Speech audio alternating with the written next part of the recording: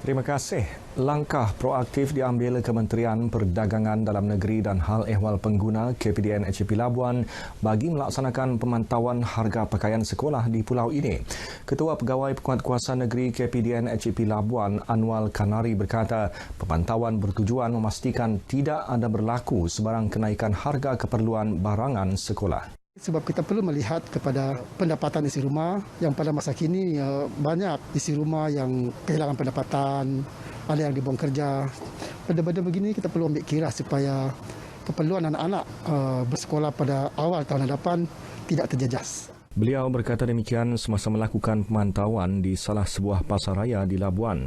Menurutnya, sejak Januari 2021 hingga kini, pihaknya telah menerima sebanyak 102 aduan dan telah disiasat.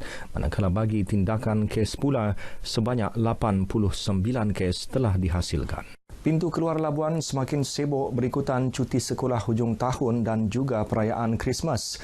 Terminal feri kenderaan menjadi pilihan warga Labuan untuk keluar kerana lebih selesa untuk pulang ke kampung halaman dengan membawa kenderaan masing-masing.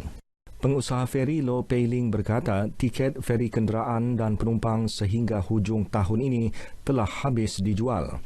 Penjalan kami ada bertambah baik sebab kami ada penjalan sistem online. Kebanyakan jadual yang dekat dengan Christmas memang sudah penuh. Buat masa ini memang kami ada limit lah sebab kami pun ingin melalui feri menjaga sama pencegahan COVID-19 ni. Sementara itu, Ketua Unit Pemeriksaan Kastam Terminal Feri Kenderaan Labuan, Muhammad Faizal Basiah berkata, pihaknya juga melakukan pemeriksaan kenderaan bagi mengelakkan barangan bercukai tidak melebihi had dibawa keluar dari Labuan. Untuk memastikan tidak berlaku sebarang penyeludupan atau sama sekali barang-barang yang belum lulus kastam yang keluar daripada Pulau Bebas Cukai. Tambahnya, sehingga kini 6,800 buah kenderaan direkodkan keluar dari Labuan, manakala 5,830 kenderaan pula dicatatkan masuk. Penumbuhan peladang muda mampu menarik perhatian golongan muda di negara ini untuk menyertai sektor peladangan dalam industri pertanian, khususnya di Labuan. Timbalan Ketua Pengarah Pembangunan Lembaga Pertubuhan Peladang LPP Nurlizah Muhammad berkata, di bawah pertubuhan peladang terdapat dua golongan yang aktif iaitu golongan peladang nita dan peladang muda.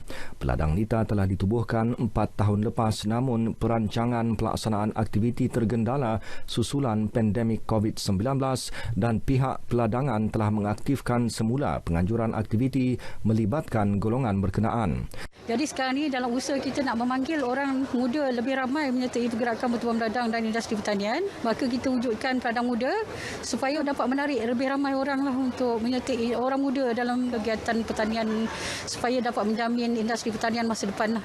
Beliau berkata demikian ketika ditemui pemberita selepas merasmikan program pra-pelancaran Kad Pintar Keluarga Peladang, Peladang I dan program Dari Dapur Peladang Nita peringkat Labuan. Mulai tahun depan, cukai tanah di Labuan akan mengikut kadar baharu tahunan seperti yang ditetapkan kerajaan selepas tertangguh berikutan pandemik COVID-19. Penyelarasan itu selaras dengan pemerluasan Kanun Tanah Negara dan pemakaian kaedah-kaedah Tanah Wilayah Persekutuan Labuan Kurungan Nombor 2 2010. Timbalan Pengarah Pejabat Pengarah Tanah dan Galian Labuan PPTGL Abdul Basit Abdul Latif berkata penetapan kadar cukai itu berdasarkan beberapa penentu. Pertama, membabitkan kategori tanah seperti pertanian, kediaman, perdagangan dan perusahaan atau perindustrian.